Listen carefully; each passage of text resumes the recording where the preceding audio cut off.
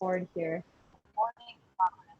All right, welcome everyone to our teacher talk. We are recording for folks who are going to be watching it a little bit later. Thank you so much for choosing this particular teacher talk.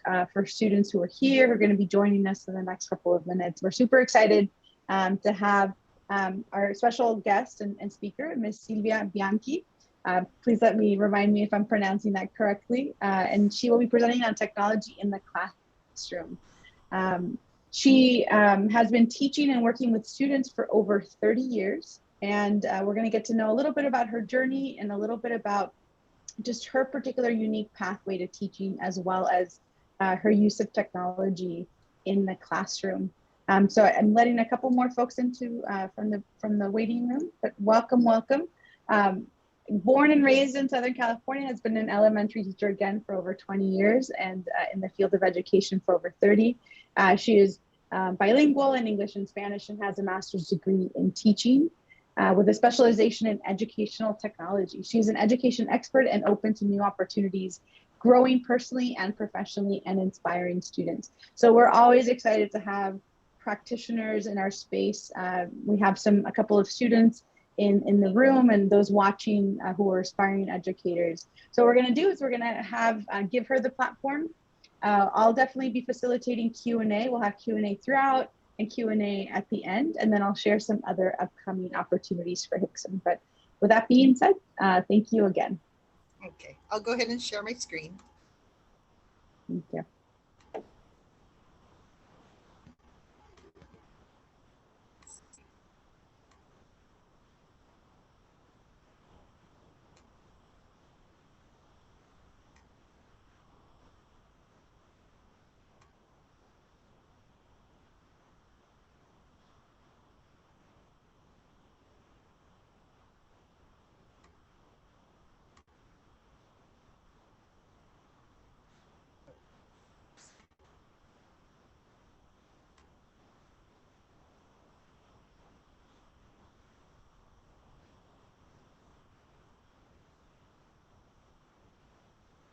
Okay, how's it going? Are you able to see it? Yes, looks great. Awesome. Okay. Well, welcome to our teacher talk. My name is Silvia Bianchi, and today I'll be talking about my pathway to becoming an educator and how I use educational technology in my 5th grade classroom. So to start off, I was in the early 90s, I started attending Pasadena City College. I hadn't decided yet what I wanted to do in life. So then I had an opportunity to work for LA Unified School District as a paraprofessional, also known as a teacher's assistant. And that ultimately did help me decide on my future. So my goal was to become an elementary school teacher. And so some of the things that I went through, it took me a little while, but I eventually got through. I attended PCC. I got my associate's degree in humanities. Then I transferred to Cal State LA and I received my bachelor's in child development. And then I actually had a child development major with a multiple subject waiver, which meant that I could use some of the classes from my bachelor's degree for my credential. And so then once I finished child development, actually my junior year of, at the end of my junior year, I took the CBEST. So I recommend if you can try to get that CBEST out of the way as soon as possible, that's a great idea.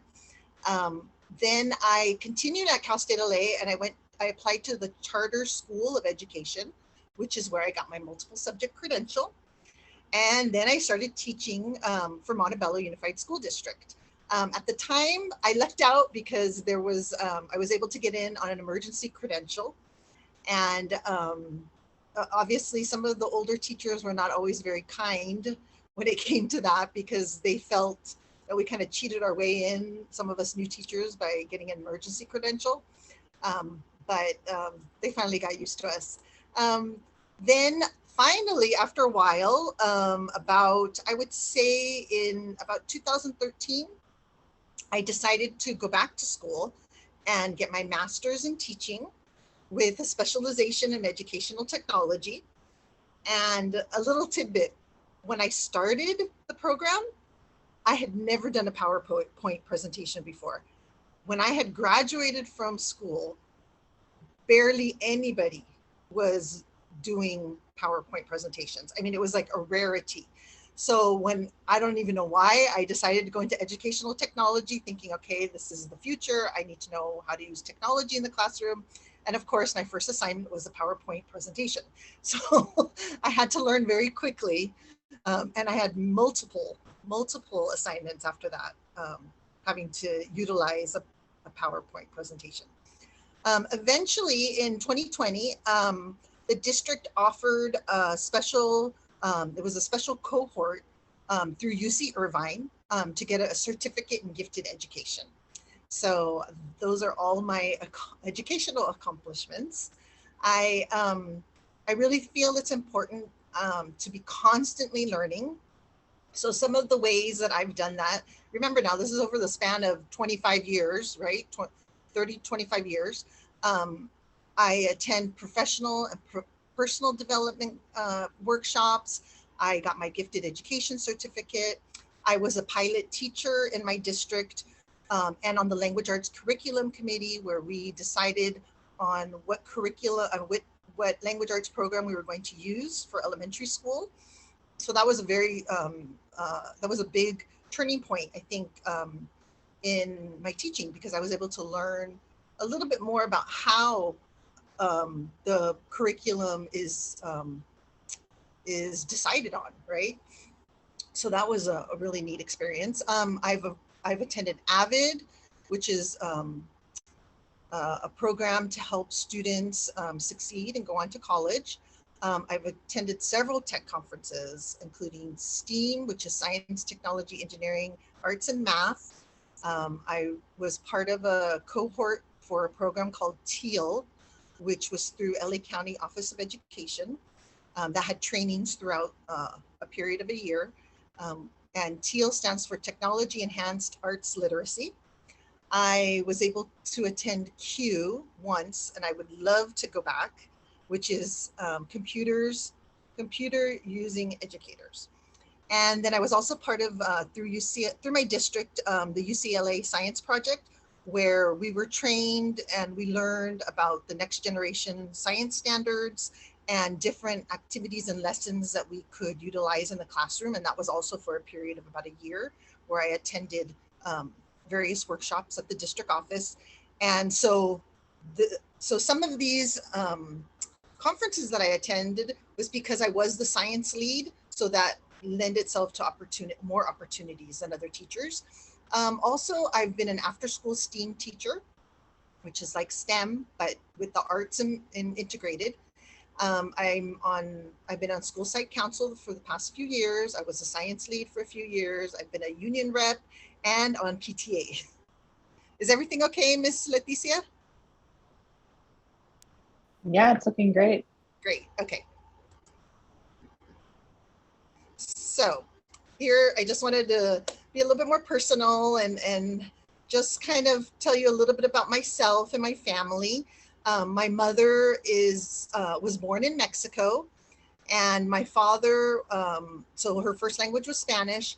My father, it's kind of a long story, but he was born in Canada, but grew up in Italy. So his first language was Italian. And then he moved back to Canada. So all of our family now is mostly in Canada. So that's why in the corner I have the flags. I have the Canadian flag, the Italian flag, the Mexican flag, the American flag, and then my husband is from Nicaragua. So the flag in the center represents his country. And so there's a picture of us when we went to Nicaragua, and then my family in Canada. And just remembering that, your support system is probably the most important thing, having family and friends to share good times and bad times, and then I'm always learning. When I go traveling as a teacher, you're always thinking about, oh, I could bring this back to my classroom, or I could do this in my classroom. When I was in Nicaragua, I went to visit 2 different schools, because they were the schools that my our relatives attended. So I got to see how the kids work in Nicaragua. So that was very interesting. And then a side note about my mom. So both of my parents, English was not their first language. So I'm basically a first generation American. My mom came to the United States in her early 20s and had to learn English, same with my dad. But the neat thing was, and I always like to, I just feel that my mom is really, is a big inspiration to me. She would have loved for me to be a nurse like her, but I said no. So she was a registered nurse. She just retired about 4 years ago. She was part of a special program at USC School of Nursing where they were recruiting women of color to attend USC School of Nursing. So they paid for everything, and in turn, she had to go out into East LA, into the community, and try to recruit more women of color to go into nursing.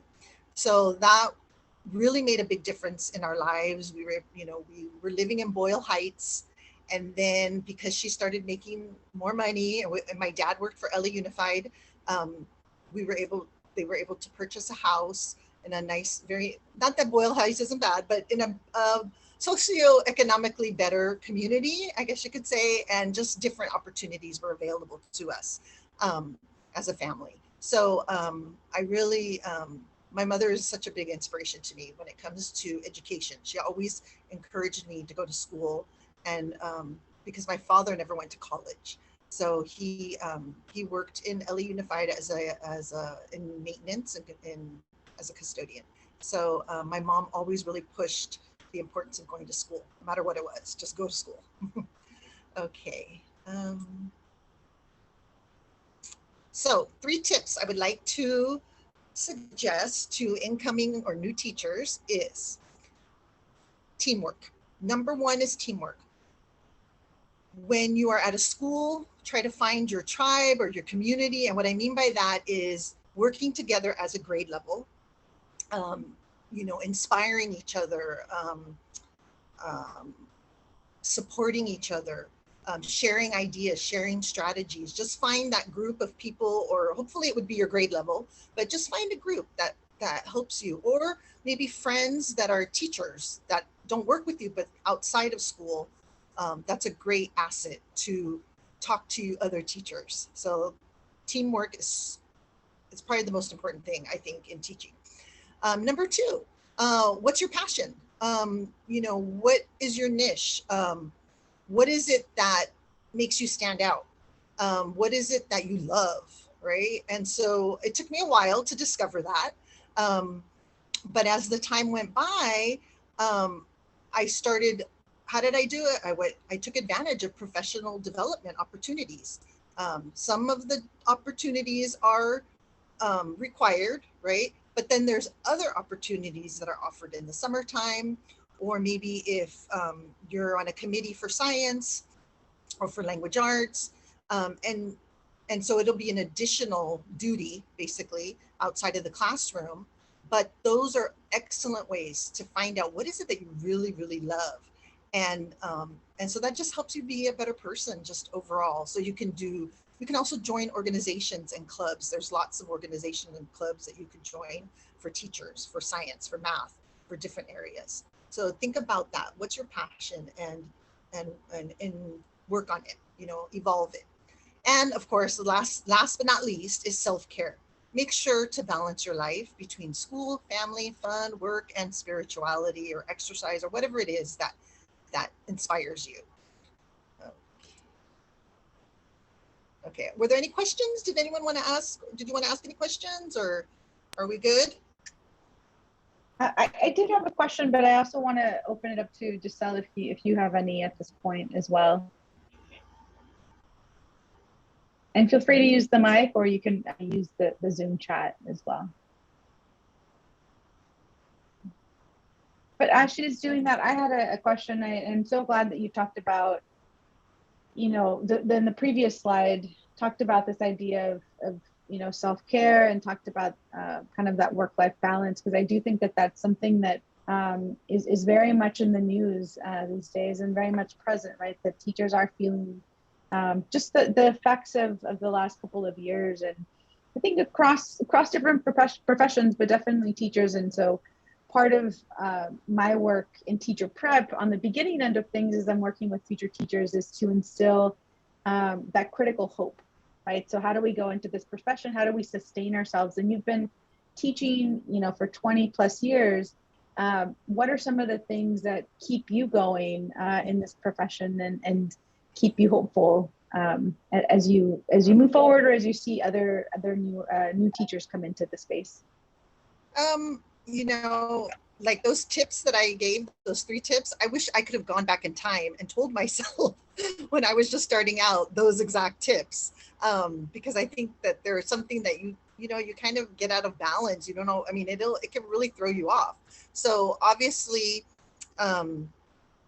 figuring out what is the priority, right? Because, you know, when you're starting out, you want to do everything. You want to correct every single piece of paper. You want to correct every single homework. You know, it's like you overdo it, and you have to learn, okay, what's the priority? What is the most important content that the students are focusing on, and focus on that. And those are the grades that you're going to worry about, right? Also, a good classroom management strategy, good classroom management is so important. And at the beginning, you know, I struggled because I had an idea for this, and then some other teachers gave me ideas, and then I tried that idea, and I didn't, you know, like the red, yellow, green cards and stuff like that. And it really depends on the grade level. And it depends, you know, sometimes I would try something, it just didn't work out, and I would go to a different strategy, and I wouldn't tell the kids I messed up. I would just say, okay, we're going to try something new. And so it's taken time to perfect that classroom management strategy. But what I do is I'm always looking for, I love to listen to a podcast called Cult of Pedagogy. I'm not sure if you're familiar with that. Yeah. I love it. Jennifer Gonzalez. She gives awesome tips. Also, Michael Linson has several books and videos on Facebook. So just that's part of that, finding that tribe and talking with other teachers, and maybe teachers that aren't necessarily at your school, but outside of your school, and talking about, you know, what can you do to help support yourself and help yourself, and don't stay too late. I finally got to the point where I was like, okay, I have children. I cannot be bringing homework home and working at home. There's no way. It's impossible. My son wouldn't let me do it. So you learn. I mean, it takes time. You know, it takes time to figure out what works for you. I don't know. Did I answer all your questions? I think I answered it. You did. Thank you so much. And there's also another question. Thank you for sharing that. Another question, you mentioned some conferences, some organizations. Which ones do you recommend for beginning teachers, perhaps? For new teachers, depending on, first of all, maybe something that they really are interested in to kind of get them to get motivated. So if they're really into technology, the STEAM conferences are really good. They usually have them either in Long Beach or in Anaheim. And that's STEAM, technology, engineering, arts, and mathematics. It's a 2-day conference. I think classroom, if you can find some kind of workshops or something to do with classroom management, that's awesome. Teachers always love hands-on stuff, especially in elementary school. Whenever we go to conferences, we're always looking for something where we can make and take it home and take it to our classroom the next day. Let's see. I'm just thinking of technology. I guess that's kind of my niche, my passion, right? Also, I would say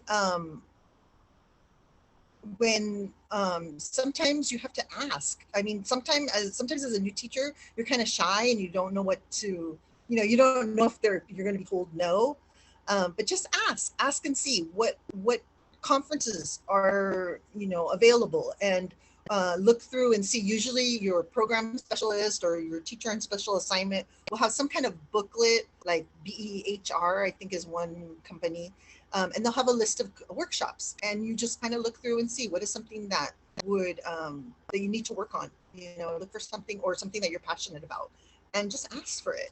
You know, believe it or not, they might say yes. So don't be shy. Don't be afraid to ask. That's how I got to go to Q, which is a 3-day conference in Palm Springs, and they paid for hotel for 3 days, the conference, food, gas, and because I asked. So you have to, Great.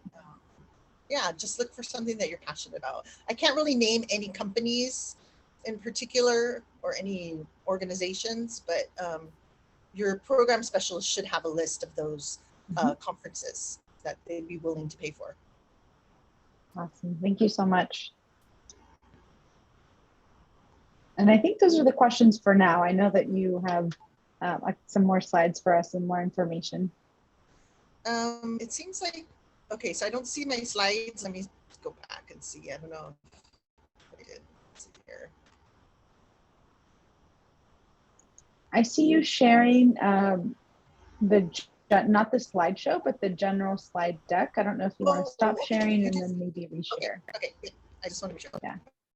Oh yeah. I do it. I don't have the screen. I don't see anything.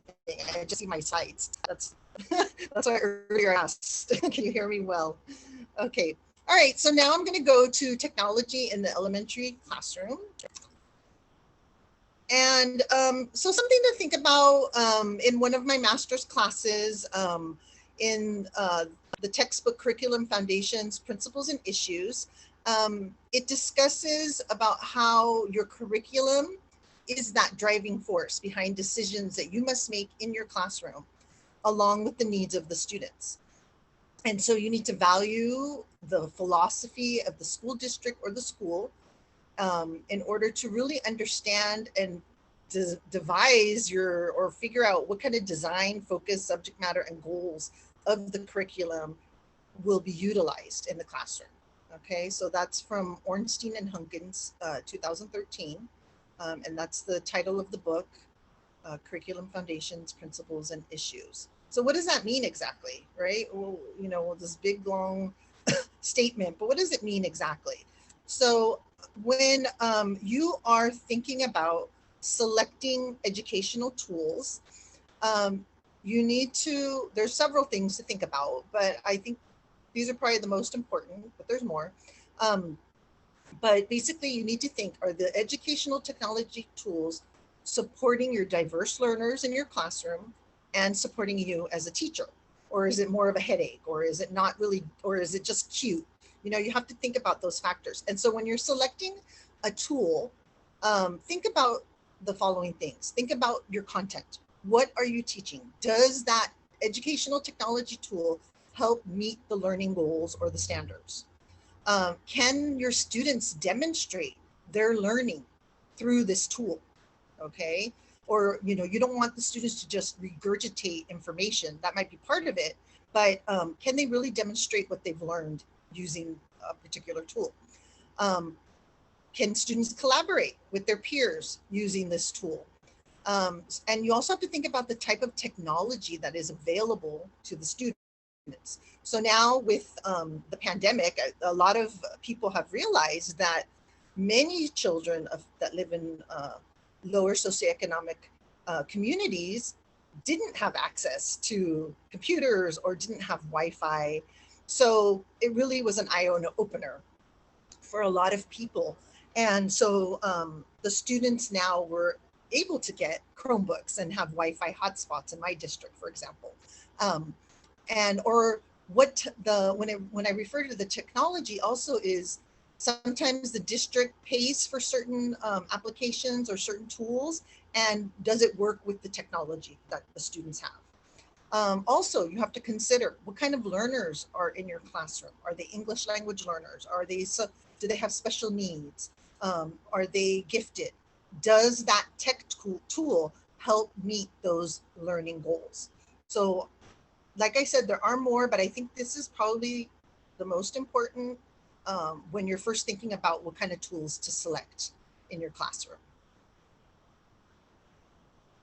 So right now, today, a lot of these technology tools that we're using in schools today are like classified. So there's text-based, which there are some examples there, blogs, Google Sites, productivity tools like Google Docs, Google Drive, Kami, Kahoot, Edpuzzle, Nearpod, audio video tools where children can listen to the podcast or create their own podcast. Animoto, where they make their own videos and maybe do like a mini book report, or different ways to create films. Flipgrid is also like that, where they create their own. You give them a prompt and then they answer in a video. Edpuzzle, Khan Academy. Then there's the research tools. Depending on your district, they might have those available for you, like Britannica School, Library of Congress, EPIC. I always tell my students, don't use Wikipedia. So you have to teach them, the correct research tools. And I've learned over the years to actually tell the students, okay, you need to use this particular Britannica School, or you need to use the books that are on EPIC to help them, so that they're not looking online for, just to get the answers online. Organizational tools like Padlet, Wakelet, Google Keep, presentation tools, Google Slides, Prezi, Canva for education. And obviously some of these tools overlap in various ways. But these are some of the big ones that I think a lot of people are using in elementary school. Okay, so I'm going to show you some student samples. And so my students use Google Slides for a variety of presentations. One example is a biography brochure about a famous person from the American Revolution. So I created the template, or I got the template, I don't remember, but it has a template, and then in there they had to fill out on paper and pencil all the information. They had to collect the different facts about the person and read about the person. And then on the second page of the brochure, they had to come up with some questions that they might ask that person, and what side would they be on? Would they consider them a patriot, or or something like that? So they have the information that they're not necessarily regurgitating, but the information that they're learning, the facts, and then applying those facts somehow in creating questions and giving their opinion. The next slide was a year in review. And then the fourth slide is how I use Google Slides when the students might respond to literature. So for example, this student, here's her biography brochure. She wrote about Nancy Hart, which I learned about her, and she was a spy during the Revolutionary War. And I encourage my students, I give them lists of names, and I encourage them to look up women during the American Revolution. Look up and see where they're slaves during that time, so that they can have different perspectives and learn different perspectives, not just a man, an older man, older man's perspective, but different perspectives. And so they learned about these women that were spies during the Revolutionary War. So that was pretty neat for some of them to find out about that. Okay, and then the other part of the brochure, she had questions, right? She came up with some of her questions about, she said, if I lived during that time, I would be a patriot, and I would probably help Nancy Hart, spy on the British, and then some words to describe that person.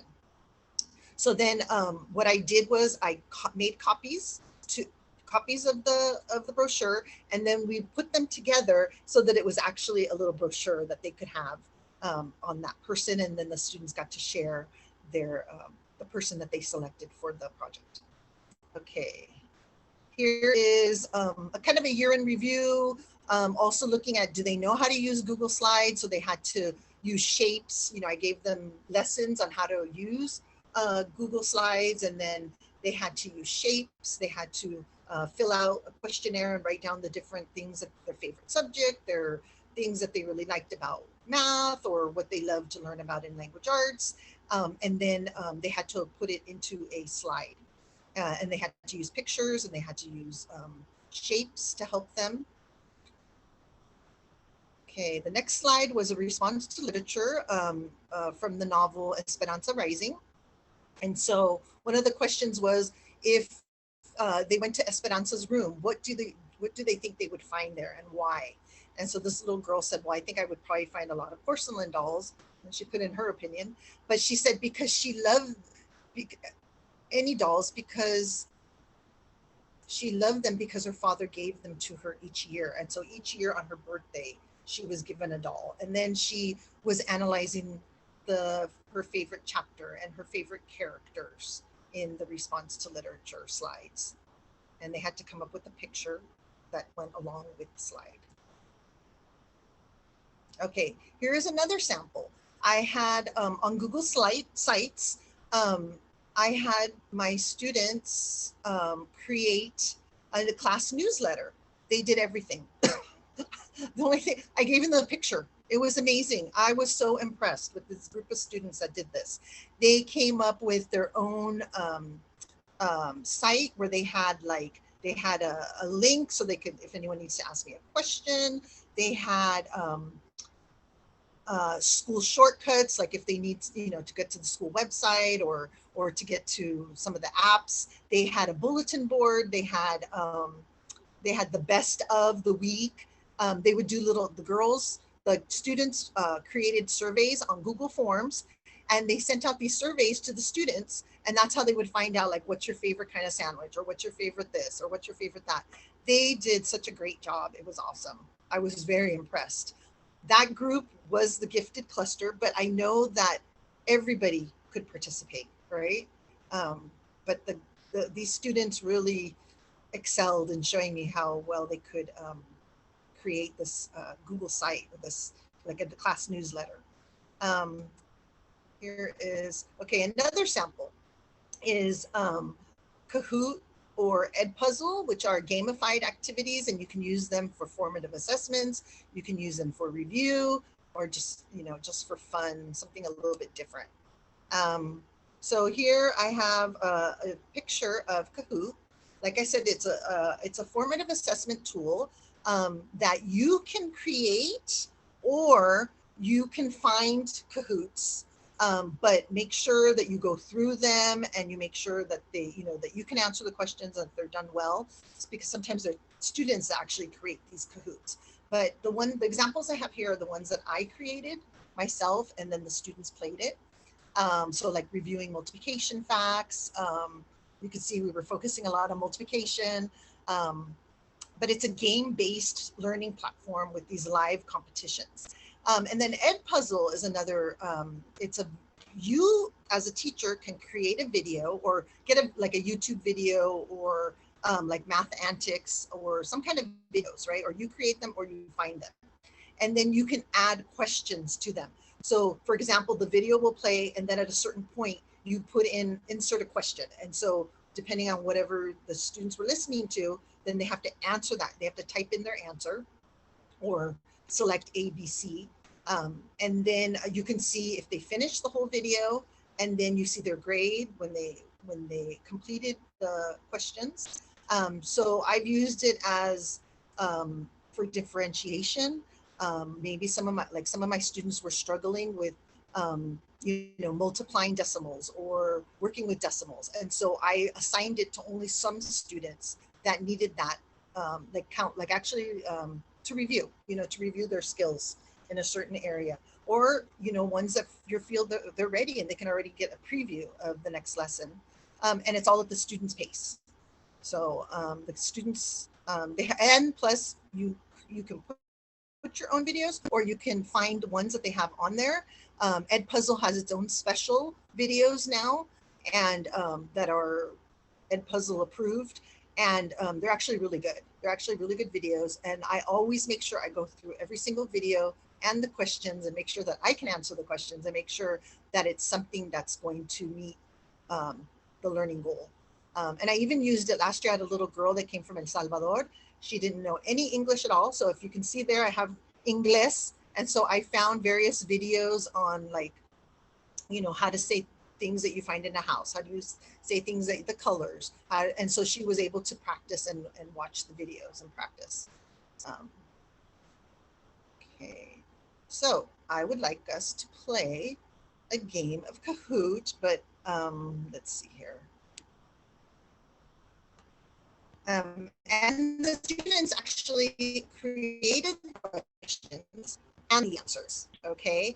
And so I created this Kahoot. And so the students worked in pairs, and they could look in their notebooks. Most of the questions were supposed to be from like the last, month or so. And they could look in their they could look in their notebooks and their notes, and they had to come up with their partner. They had to create a question, and they had to create an answer and wrong answers.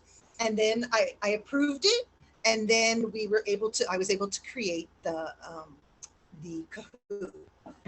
So I wanted to see possibly if we could actually do the Kahoot. I'm not sure if, are you game for it, Miss Rojas? Do we have enough time? Always. We do. We have about maybe 20 or so minutes. We want to have some Q&A in there and just a couple of announcements, but okay, you definitely have some time there. If you want to drop it into the chat. I will do that in a moment, and I will do that right now. Have you ever played? Oh, you're breaking them just a little bit. But I think the question was if we played Kahoot. I know I have.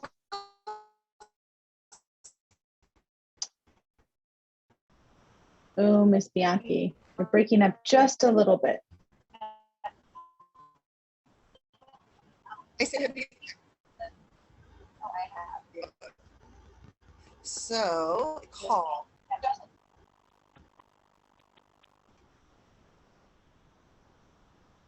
Hi, so Giselle and Susan, if it's breaking up for you as well, can you go and put that in the chat? Just want to make sure it's not just me.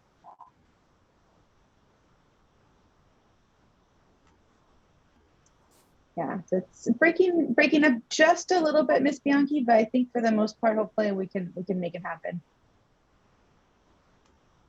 Okay, I'm getting there. My computer's a little slow. No worries. I think that might be something on the Wi-Fi end. Of course, this is what my life was like during the pandemic. I learned to just go with the flow. What else can you do? Good, exactly.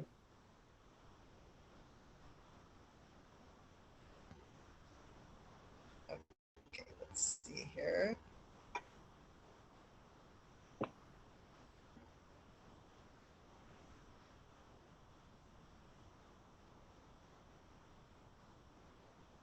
Now, obviously, some of these apps and tools, some of them you have to pay for. So some districts do pay for certain tools, like my district pays for Google Suite. So we're able to use a variety of Google tools, or they pay for like reflex math, which is a way to practice, it's a gamified way to practice the times tables. So some of them are free, which of course I always like to go for the free ones. Some of them are free but limited. So like Nearpod is limited on how many assignments you can have at one time, or you just save the grades and then you just delete it and then you get a new assignment. Okay, I'm almost there.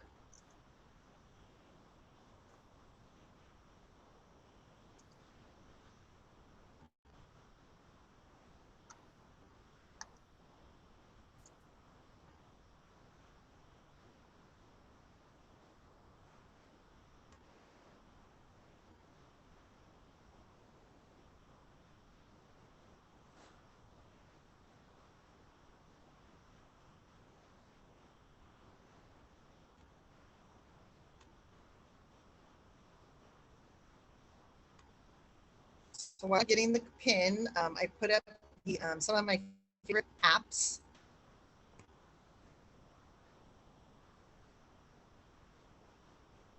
Some of you might be familiar with them. Is there anyone familiar with Nearpod? You can just type in the chat, yes or no. Or if you type in an app that you're familiar with, or tool, an educational tool that you're familiar with. Okay, I got the 1 second.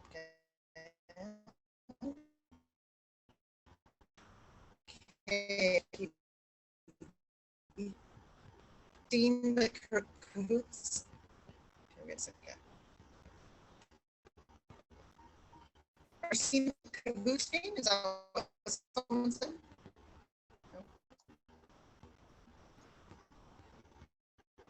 Cool. You're familiar with all of those. Awesome.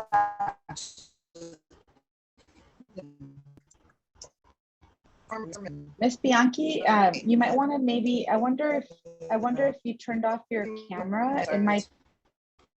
Miss Bianchi. Oh, okay, sure. There we go. Just in case, I think because it's taking up a lot of the Wi-Fi. You know what? I just closed the other one, the what you call it? The screen. Google Slide. Sorry. Oh, there we go. All right, yay! Giselle is in. Okay. Are you smarter than a fifth grader? The kids loved it. When we put it together, they were so ecstatic about it. And then what we did was we did it in class. We practiced in class. And then we did it for back to school night because our back to school or open house was online.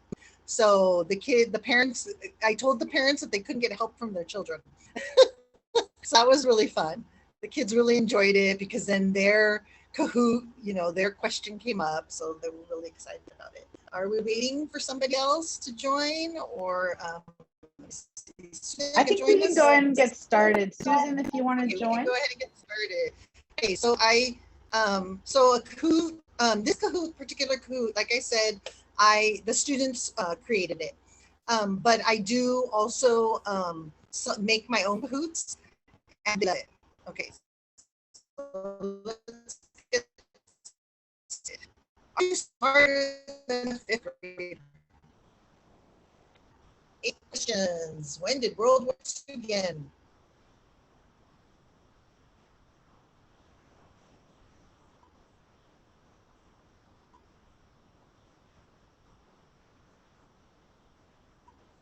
Click on the correct answer. You can do it. No Googling. Woo, 1939. Okay, next. All right, Letty. Number 2. Which graph uses bars to show frequency of data organized in intervals?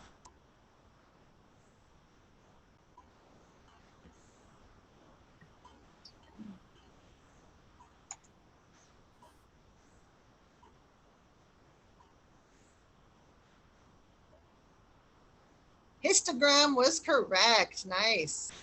Oh no, nobody got it. You got bar graph. Yes, there are bars, but in intervals. It is a histogram. Okay. Nobody got it. Aw. Which state is in the West?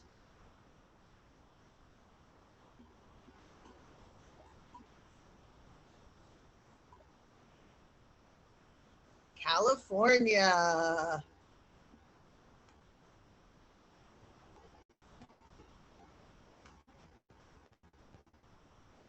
Ooh, 12 times 12 equals. And the kids love the little memes or little graphics that we include there.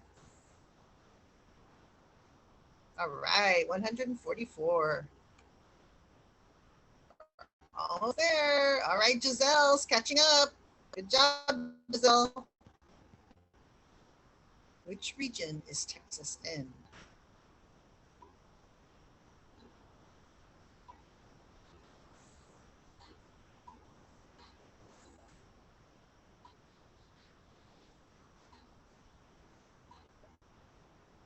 Woo, the Southwest. Good job.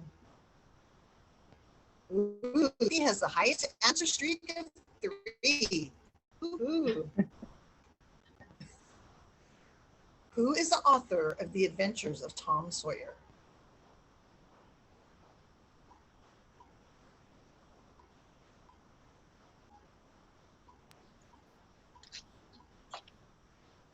My goodness, I don't see the author's name on here, is it?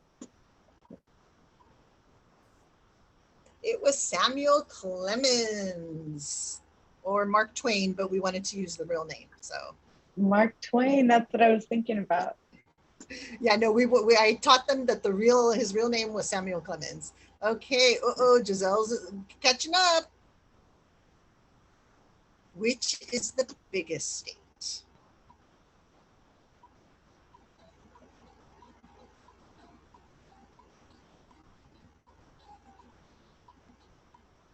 And the nice thing is you can set the seconds.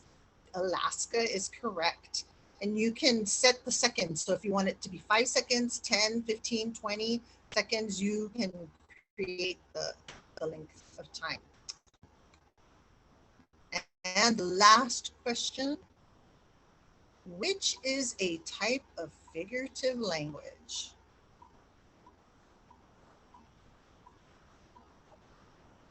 Yes, all of these is correct. Good job. Let's see. Are you smarter than a 5th grader? Nobody was in 3rd place. Giselle was in 2nd place, and Letty, woo, was in 1st place. Yay! That's awesome. Okay, thank you for that. Can we, so do I have to like stop sharing? Oh yeah, stop sharing. Okay, there we go. So the kids love to do Kahoot. I'm sure. I mean, it sounds like some folks have used Kahoot before. I can imagine just the excitement that comes from competition and being able to call things out. How do you have them note their answers? Are they on one-to-one devices or on their phones? Yes. My students all have Chromebooks. Yes. And so I even did it online too. We did it online. We practiced like times tables or different things. Actually, I discovered it. I had found out about it, and we had it like at our, at one of our meetings, our staff meetings, our program specialist introduced us to it. And I wasn't really like, I'm like, oh, okay, yeah, I guess it's okay. And then the kids were bugging me. Oh, can we play Kahoot? I'm like, okay, let me find out more about this Kahoot. And then I was like, oh, okay, no wonder they like it so much. And then I found out about another one called Booklet, and it's kind of similar, but they like that one even more because they collect like treasures or coins or something like that. And then I think they can personalize their character. I don't know what it is, but anything when they're gaining coins or points or things like that, it really gets them excited. So yeah, great. They enjoy that. So, and I did the last screen that had the different apps or tools that I like. Yeah, very briefly, but thank you so much for just even sharing this, all of the wealth of resources. I think I can imagine so much of the last couple of years, we had to rely heavily on technology and figuring out ways to make them engaging and et cetera. We have a little bit of time for maybe 1 or 2 more questions, and then I have a couple of announcements and we'll wrap up. But Giselle, Susan, I know folks that are watching the recording, they can't ask a question here, but hopefully they've gotten so much out of it, I'm sure. So Giselle and Susan, any questions for our guests today? Feel free to use the mic, or you can use the Zoom chat.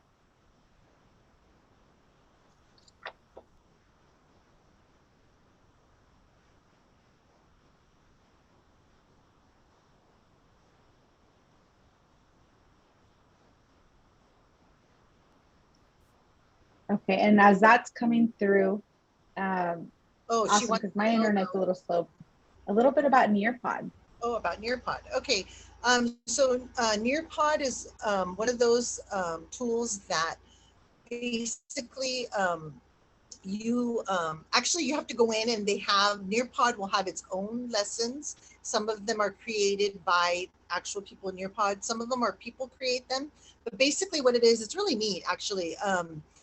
You go in and it has a lesson, okay, and you can find standards aligned to, like, they have like California standards, Texas standards, they have different states, okay, and so like the one that I usually do it with, I like a lot, is with social studies, and so they'll go in, like for example, we did it with the U.S. regions and the states, and so you go in, it's a pin number also. Everybody has their own on one-on-one. device. And then, so for example, it might review something. It gives them an opportunity. They can even sketch. Like one question I remember was, what does America mean to you? And so each student has a certain amount of time, and they can sketch in front of them. They can sketch what they felt America was. So like some of the students drew Statue of Liberty, or somebody drew American flag. Okay, then, and it records all of this, so you can go back and see it. Then it might have videos. Sometimes I'll have videos. They give them opportunities to respond. So they might have like some questions in between where, you know, asking like, you know, questions about whatever it was that was presented. They have actually this VR, like it looks like a set of binoculars, or it's like a VR thing. And so it actually looks like that, right? When the kids are looking at it, and it'll take them to like, we went to the Grand Canyon, and when they got to see a 360 view of the Grand Canyon. They got to see Mount Rushmore, same thing, a 360 view of Mount Rushmore, downtown New York, Times Square. And so they get to see, they usually have some kind of VR, like a virtual field trip, basically. But it's actual lessons that go along with that. So look for it. The only thing is, it is limited. So for example, you can maybe have like 3 or 4 lessons at a time. So if you want to add like maybe a 4th lesson, let's say, it'll say, oh, you don't have enough space. So, you know, if you want to check the grades, see who participated, and then just delete it, and then you can add that next one. So it is free, but only to a certain amount, you know, only a certain amount of lessons. And I actually learned about Nearpod from my son's high school teacher, because she did a TEDx. She had a TEDx video, and they had to listen to the video and then answer questions about it as they were watching the video. And then she had some kind of writing prompt or something. And that was for his English class, senior year. So that's how I found out about Nearpod, actually, from another teacher. So, and I really liked it. I was like, oh, this is interesting. So, and when you go to like these STEAM conferences or Q conferences, a lot of times they'll have people that represent these tools. And so then you can learn more about these tools, like Kami, or like I used Kami a lot during the pandemic, and I still use it. So, you know, I'm not sure if you're familiar with Kami or not. Are you familiar with that? I'm not, no. Oh, okay. So basically you can upload anything pretty much. And so so it's in real time. So the students can fill out, you know, they can type in their answers, and you can actually go in and visit like each page and see that they're working on it. The great, awesome thing that I discovered last year after I went to the Q conference, and the trainer told us about how you can leave audio comments. So I really liked that. So it's a little bit different than the kids just reading the comment. So in one assignment where they had to write a poem or something, and I went in and I said, you know, maybe you could try this and work on this. And they really liked it. They were like, ooh, they get these audio comments from their teacher. But basically it's a way to check their work at the time in real life. And then you can leave comments. They have little stickers that you can put on there. It's an interesting, and like I said, you can upload almost anything, any document, and they can work on it right there. So I used to go and I would click on each person. It took me a while, but I would click on each person's and see if they were actually working on the assignment. And then at the end, then I would correct it and send it back to them. And a lot of these tools work with Google Classroom. So that's what I really like too, because I was already using Google Classroom before the pandemic. And then, like I said, a lot of these will work easily. You go in and it'll say, it'll say assign to your Google Class or something like that. So that's awesome too. Awesome. Thank you so much. Susan shared quiz. 3Zs is a good one to use too. Thank you for sharing all of the different tech tools, Ms. Bianchi. I think that, you know, one of the things to consider for folks watching the video, for students who are in the space, is that tech tools are always going to be evolving, and we're always, as educators, going to be trying to figure out which tech tools are purposeful for our classroom, which ones are engaging. Often the students will, like you shared, will be the ones to share with us. And so always kind of lean into your students and see also what they're interested in and their passions. But thank you so much. If you could hold on just for a second here, I'm going to go ahead and stop